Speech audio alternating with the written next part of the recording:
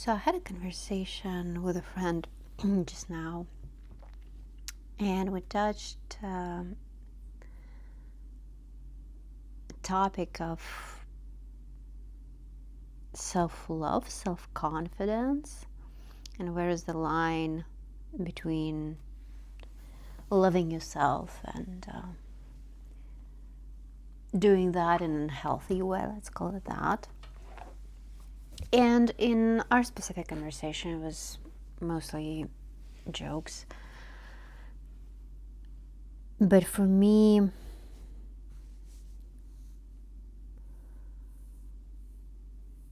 it's a serious thing because I was raised by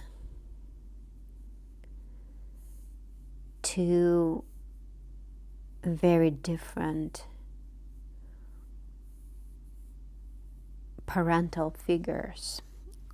One was absolutely selfless, and another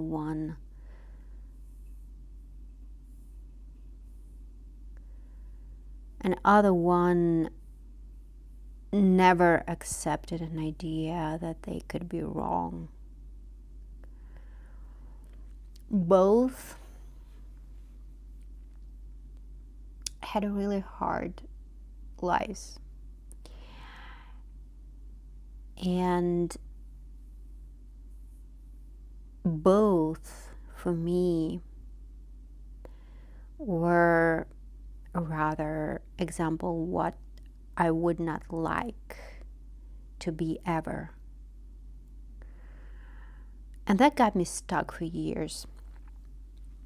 I think I did copy the selfless pattern simply because it felt, out of two choices that I didn't like, it felt as the safest one, because my value and my built-in quality is loving others. And frankly, if I allowed myself to think that I'm better than others, if I allowed myself to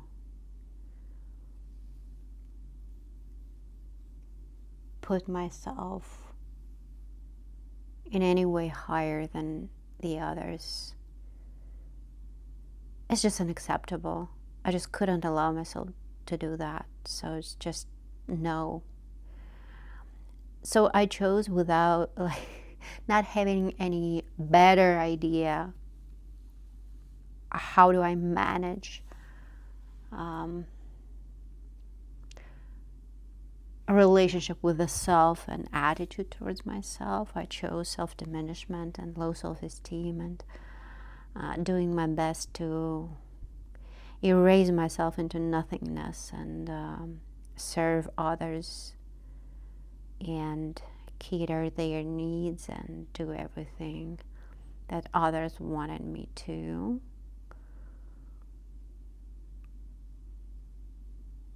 That was painful, because there is another thing that is built into me, which is, I guess I can call it confidence, but well, I never listened to it. So there is something in me that is actually pretty sure of certain choices. And I never listened to that part, and I struggled a lot. Especially when, after a certain amount of time, I realized that, yeah, I was kind of right, and I didn't listen to myself, and then I hated myself even more, blamed myself even more.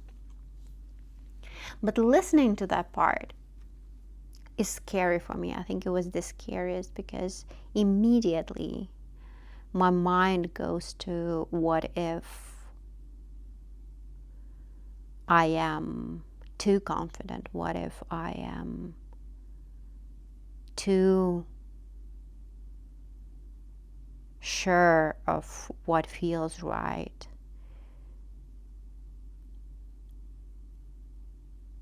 And for the longest time, I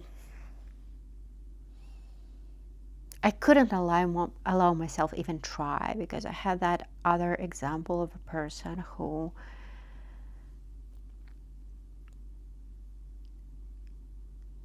never accepts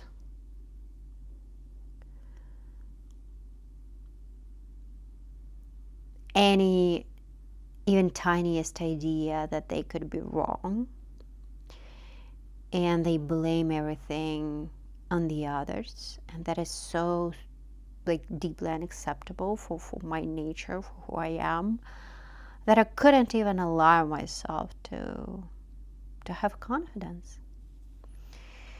And only when I went through hell and back, I realized that self-diminishment, first of all, it doesn't work. It makes me, so no matter how hard I try to serve others, I'm useless if I adjust to them. So I just feed their insecurities. I just feed their wrong choices. I just feed their fears. I don't help. I just contribute to the wrong thing. And it got me thinking, like, okay, I was still fearful at that moment, so it took me another period of time to detach from all the shoulds and just clear my head. Like, confidence wasn't the intention. I never, like, any inner work that I do, it doesn't have an end goal. I just do it because something feels heavy, because something just bothers me. And like, I feel this internal pressure from the inside and I cannot shake it off. And it's better when that thing is not present. So I do inner work to feel better and go about my day undistracted. So, but when I did that inner work and detached from thousands and thousands of shoulds, I realized that, okay, so I can trust myself now that I am not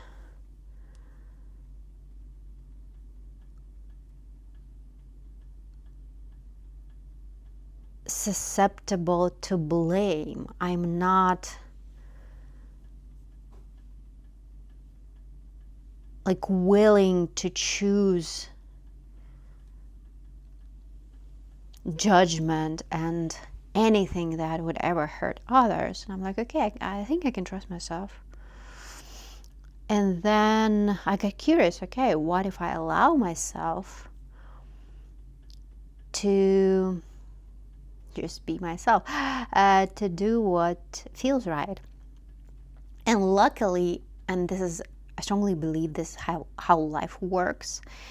When we think about anything in our heads, like something that we want, we think quite often, we think in big goals, like I want to change the world, like make a lot of money, I don't know, build a successful business. And we have those thoughts when we have nothing. So there's a long gap, long road towards what we want. And life is smarter than that. Life actually gives us an opportunity to move forward step by step. And what I learned is that it's very inefficient to have those goals, like rely on those goals and push yourself towards those goals. It's more productive to pay attention to small steps and trust them. And those small steps actually may not make sense in the moment.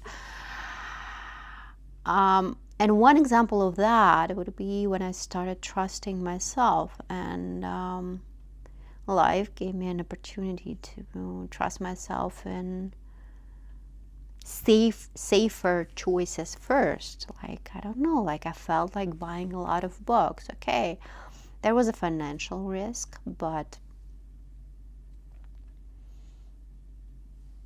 I allowed myself that. But buying books is harmless. Buying books is, let's say,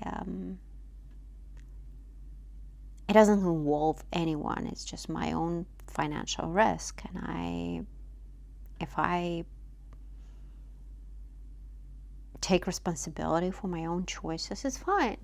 I mean, I could risk it. I did risk it. I survived so far. And then I trusted myself a little more, and frankly, it led to the point when I allowed myself to speak up my mind, to do those videos, to communicate boundaries, to say this is what I like, this is what I don't. And I'm doing it step by step, frankly, because obviously I have more in my head. Obviously I have some, let's say, strong ideas that I'm not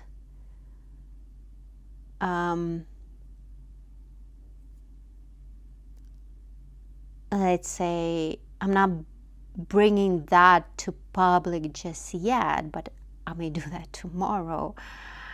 My whole system is just adjusting to trusting myself that I mean well, basically. That, okay, I may I may make mistakes, and I will learn from those mistakes. I may not know some word. I may use the wrong word, especially when English is my second language. I may miss something. Anything could happen. I mean, I'm just human, but I also need to practice. If I want to move forward, I need to practice. If I feel like I want to support others, and frankly, I always wanted to. And I discovered that doing everything that others want me to do doesn't work, because I just confirm their false ideas. It's not bringing anything good, and it's just drains me. It's just makes me lose myself, makes me feel like people just taking from me. So it never worked. But still, my goal was to support others, to make sense of this world, to maybe at least help others in a similar way that I helped myself in becoming resilient and figuring out how to learn from life, and frankly becoming more fulfilled in life and stronger, clear,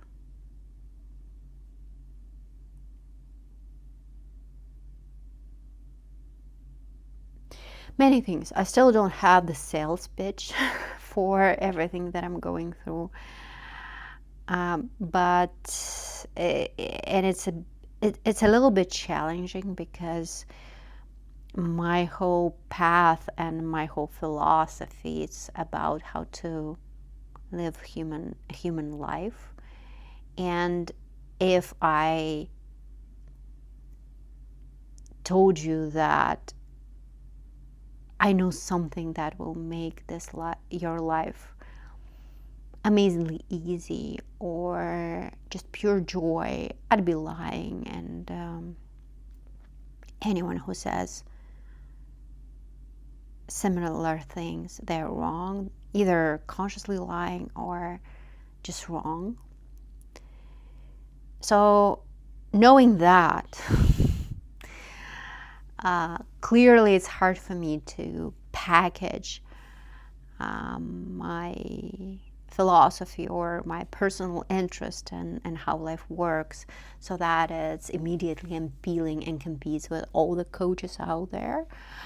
But that's the value of it, because I'm looking for the real thing, not for anything that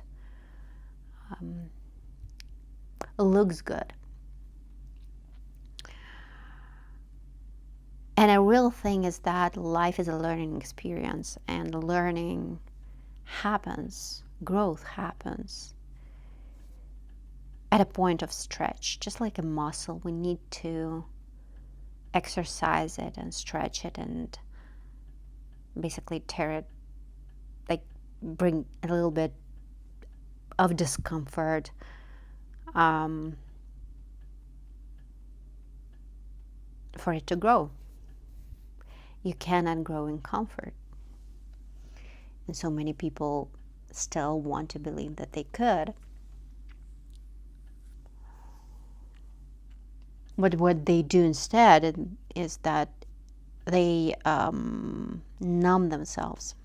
It's not a comfort to neglect your health, neglect your body, mind, soul, skills, ability to provide for yourself. It's not comfort.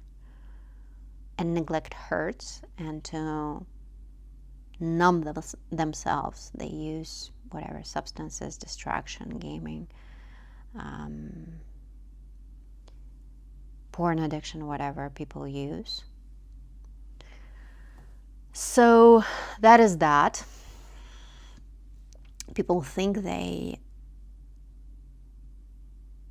can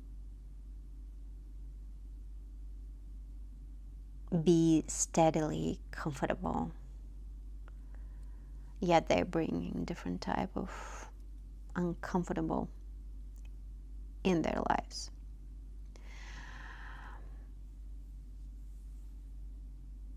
So the person who is not willing to lie cannot say that life is all that comfortable. No, it's not.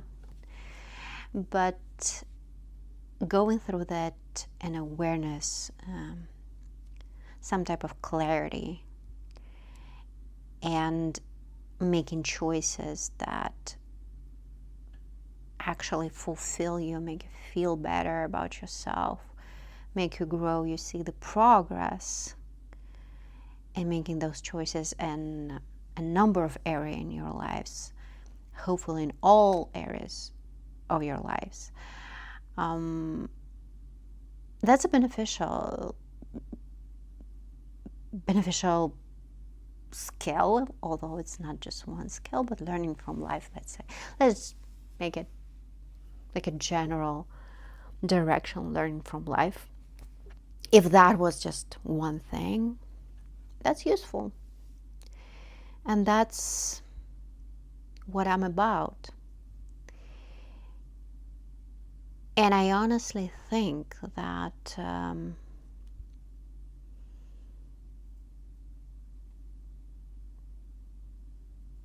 first of all, it's easier to choose this path when you're not putting yourself above others, regardless whether that is something that was just there. Like in my life, it was a very early choice when I realized that, okay, I'm not going to become self-absorbed person.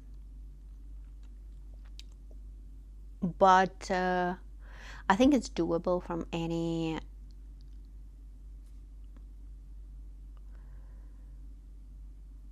self-esteem level. I'm not sure what I just said, but what I meant is that I'm sure that balancing back to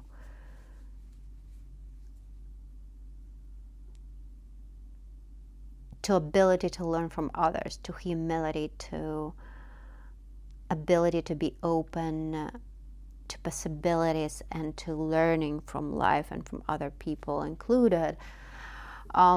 It's possible for everyone. I'm not saying that narcissists are not capable. It will be just harder for them, I think, than for people who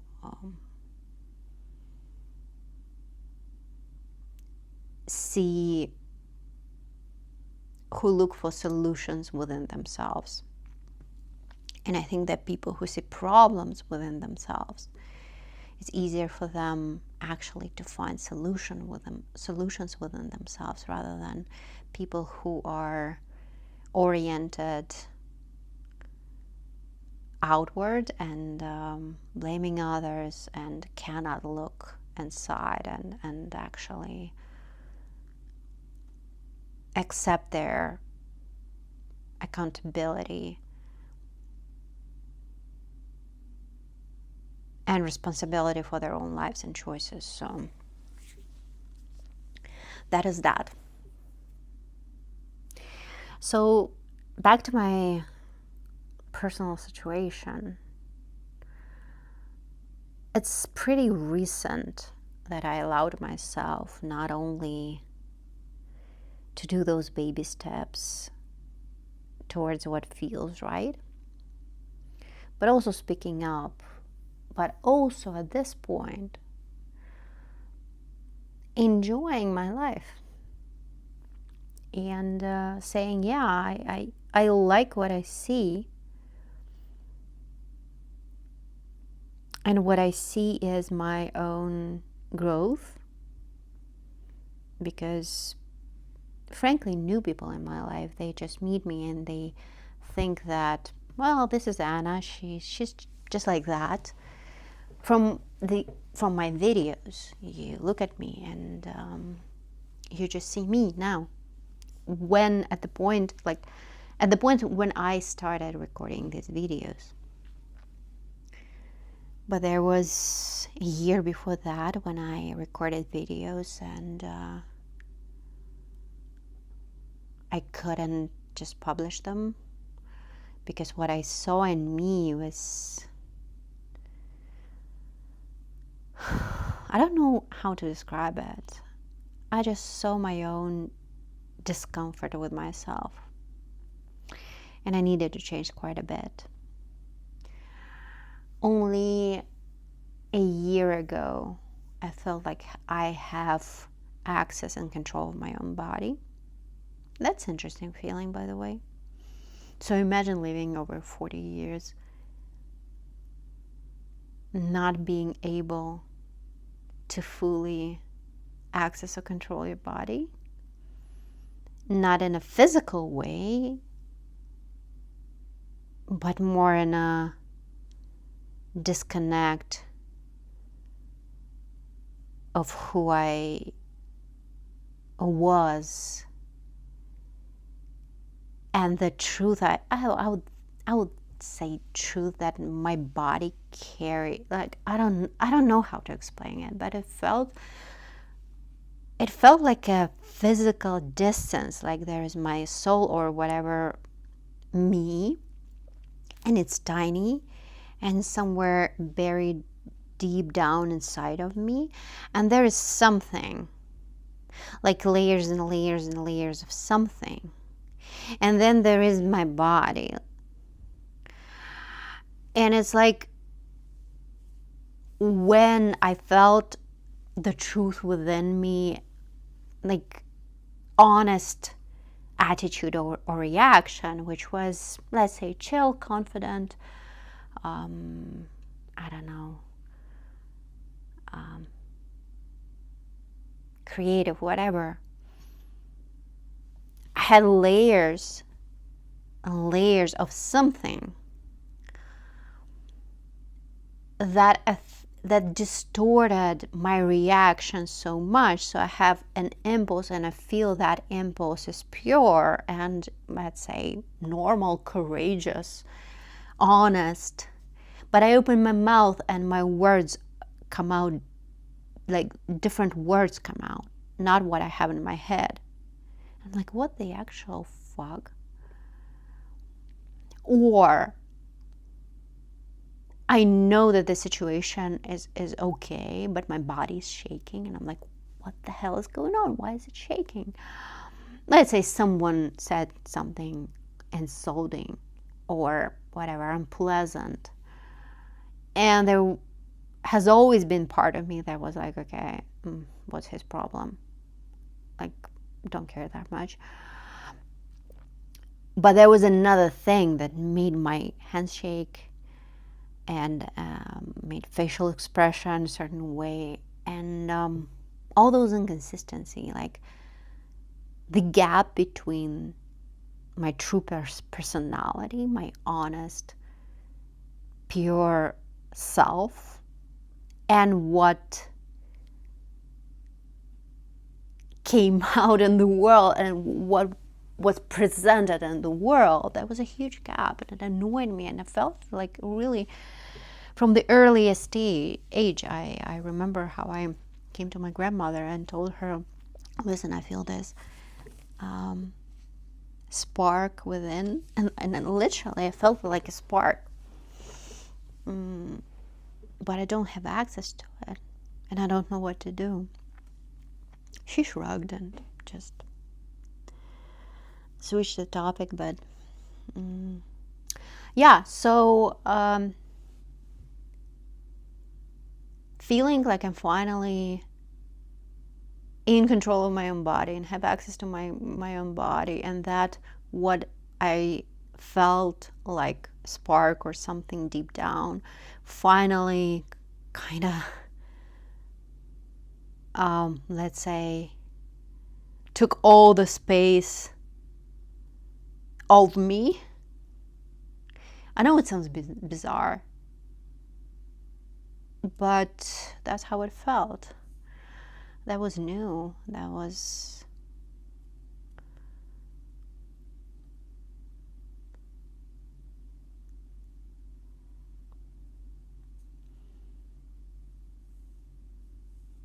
I don't know how to explain that.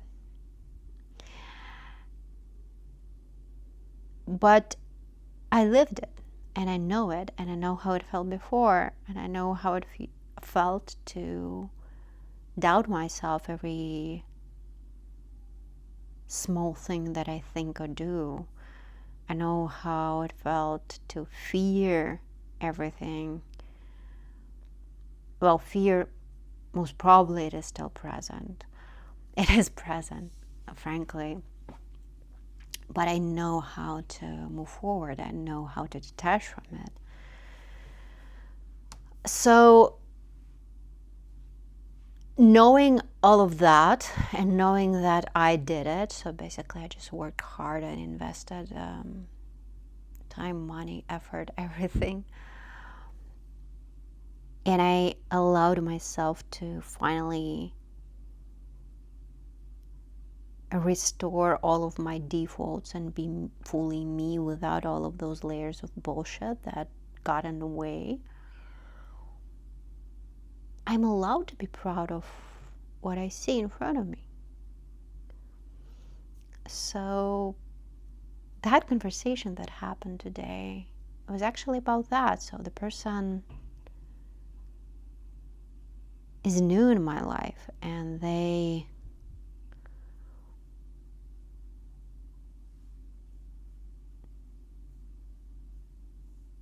have never seen that previous version of me, previous versions of the whole path, the before and after,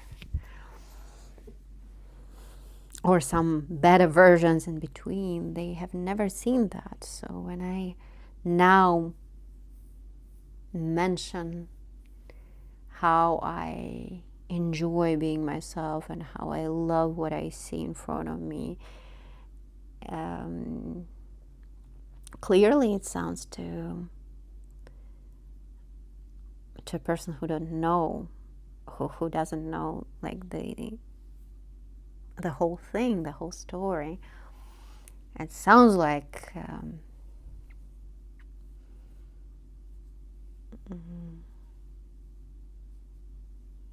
a hint of narcissism, and I don't mind. I know how hard I worked towards this. I know how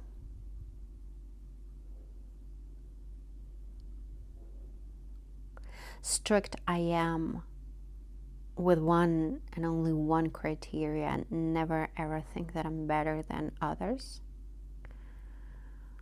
I know how many iterations it still takes me to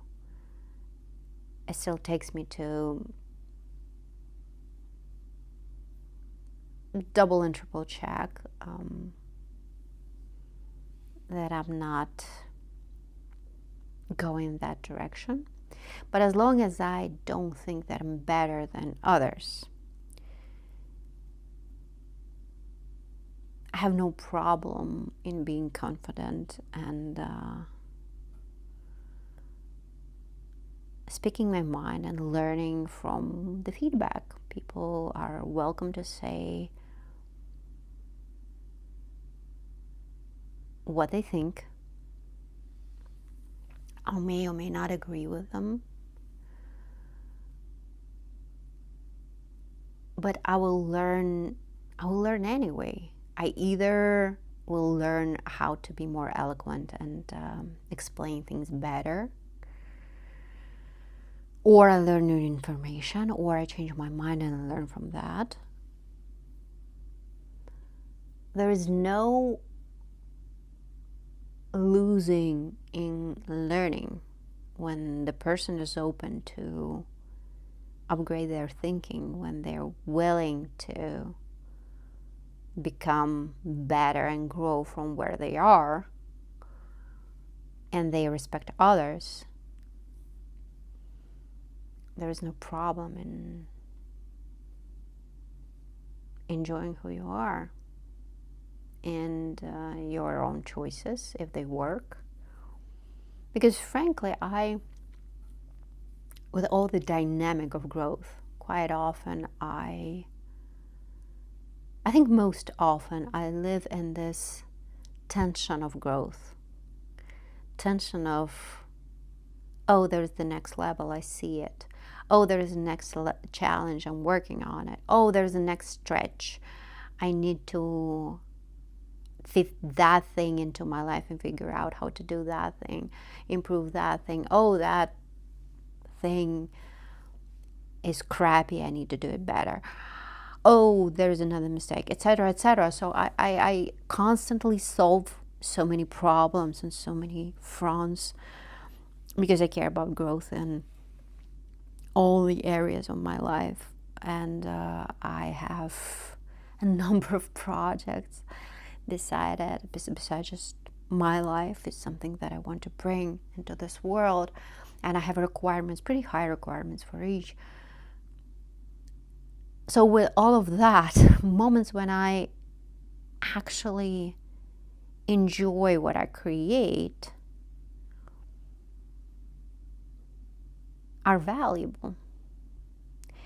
So frankly, when we had this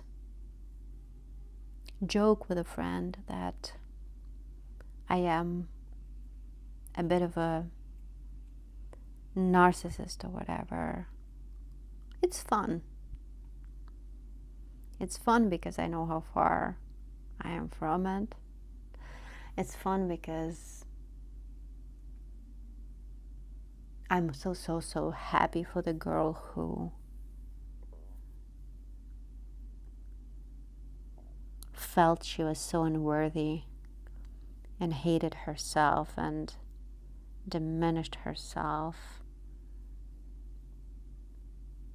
that she could be seen differently. And frankly, I think this is another thing that is different in me from other people. People care way too much about labels, and I know how hard it is to not only feel things at another level, but also have a vocabulary from that is different from the common, hell with it, the common field. What I mean by that is that the world currently is so used to blaming each other and putting all the labels on each other, and overusing diagnoses and medical terms. Oh, you're OCD, you're ADHD, you're narcissist, you're this, you're that. People are so caught up in that. So frankly, if anyone calls me narcissist, I hear, okay, my confidence is seen. I don't even overthink whether their perception is such that they translate confidence as that, or they use this word for the lack of a better word.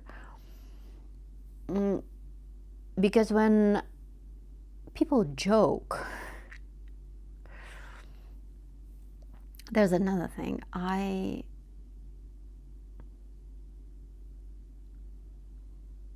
not a fan of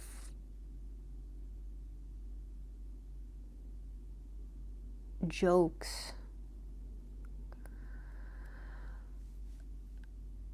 And this is interesting, and gosh, it'll here's another topic for another 10 minutes.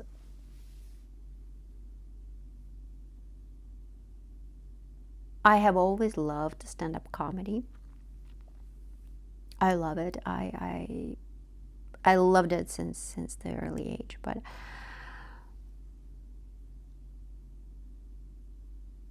I still cannot put it into words, and I will leave it at that. I'll think about it offline. There are some jokes, and I think that is exactly the difference between what I would call a professional comedy that is actually funny, and it doesn't have to be, let's say,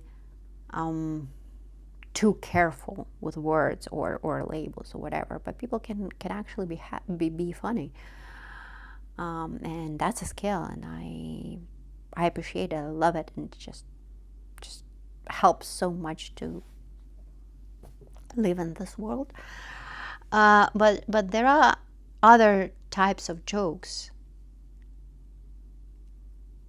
and quite often I hear those jokes in real life from people who are not professional comedians, and those quote-unquote jokes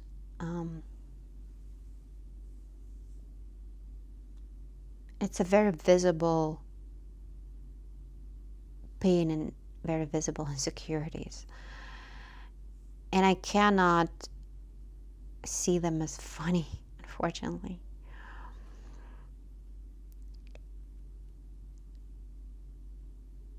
And if someone, let's say, jokingly uses the word narcissist,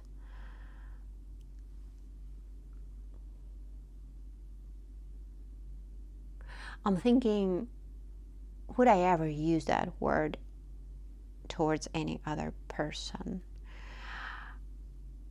I know a person who has like literally a number of, let's say, expressions that match symptoms of narcissistic disorder.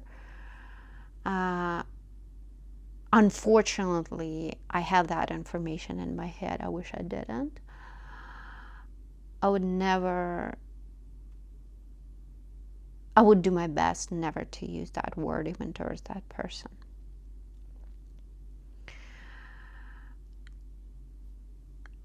To use that word randomly as a joke, I don't think so. Because why?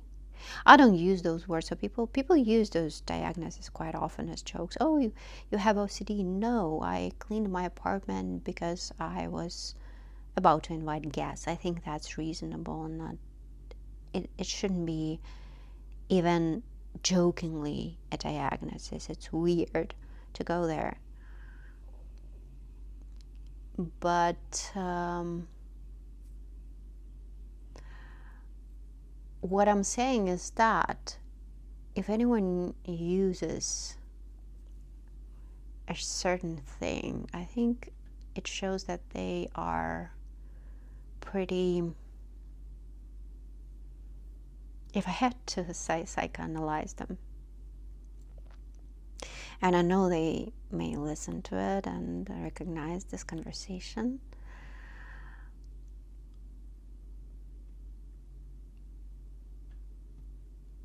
I would say, if I had to psychoanalyze them, and I could be wrong, I would say that the person has similar problem that I had. I would say that they are caring about others way too much, and they do not allow themselves to make choices that may upset others. And in their world,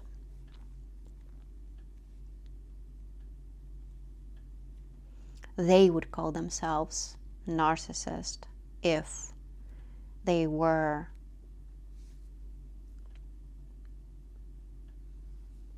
making certain choices, maybe the choices that I make in my life.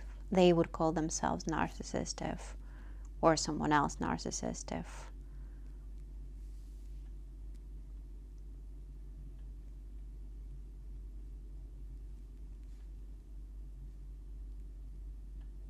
it's about not allowing yourself to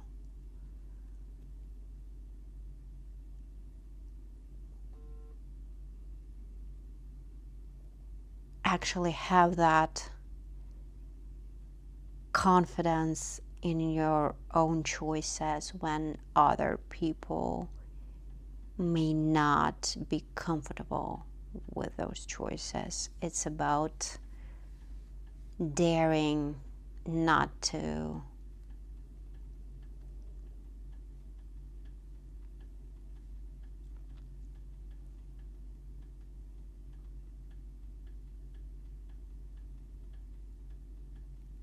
daring to love yourself to a certain degree.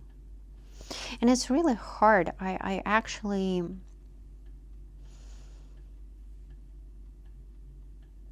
this is a real global problem. So the duality that was installed by religion and historically, that there is a person, the good person, they are selfless, but they also do what other people want them to do, and they have no life, no, like they live for others, like martyrdom. I struggle with that word. They have nothing, they just give everything away, they serve others, so complete nothingness. That is a good person. And if the person actually supports themselves first and has boundaries, oh, that's a selfish person. Those are the simplistic narratives, historical narratives. And it's a huge problem. This is why so many good people do not allow themselves to be who they are, because they think they need to adjust to what others want them to be. However, there is no need. Others may not even notice. Others will benefit massively from authenticity and truth. But the idea that listening to yourself is selfish and wrong, that's a real problem, and it exists. So the self-esteem problem, the low self-worth. People cannot, like the whole thing about love and equality is seeing worth, equal worth in yourself and others. People don't know how to do that. And I know that from my own experience. It was mind-blowing. Like I felt like I had to,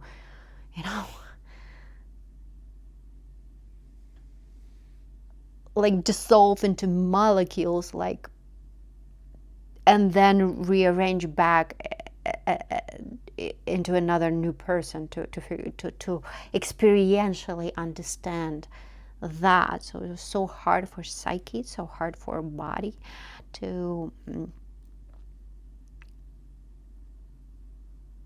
figure out that it is actually possible not to put yourself lower than the others.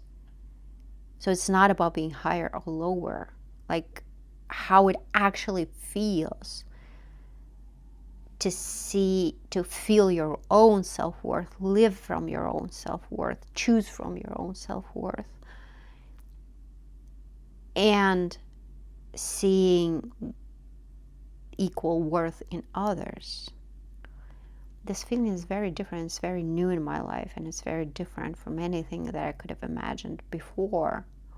And from this feeling, you don't want to use those diagnoses or words. Even if there is a mental health patient in front of me, I wouldn't want to use any of the labels with them, because it's irrelevant. Okay, so for their doctor, it matters. Doctor, well, they need to know to prescribe some treatment. Okay, makes sense. Why would I need that? I'm not their doctor. I see a human being in front of me. And that human being, okay, they may have some distortion, but frankly, any human being has distortions of their perception. And well, for me, it's actually interesting to exercise skill to be able to talk to different people with different levels of distortions. So for me, that's a personal challenge to be able to do that, because I know myself. I know my capacity, and well, just for the fun of it, I can do that. I mean, I can learn.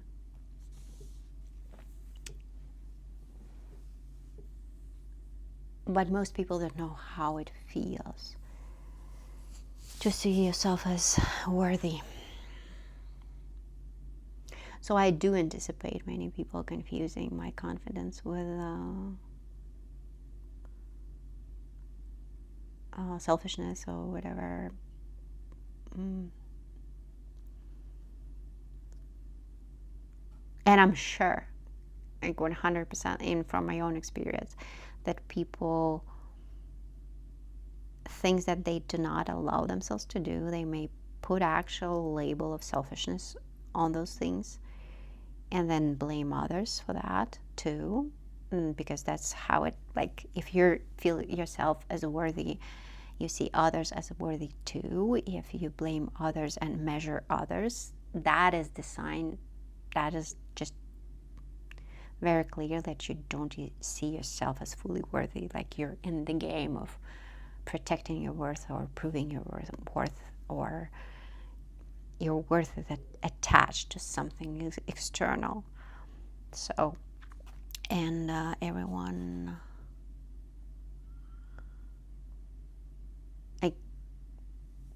okay, I promise ChatGPT not to generalize.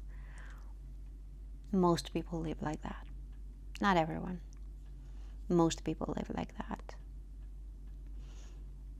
Although I think that the person who fully experientially knows the worth of themselves and others, they're closer to the saint rather than to our mortal life. So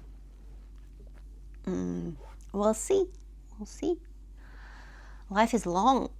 I'm curious to learn how things feel further. So yeah,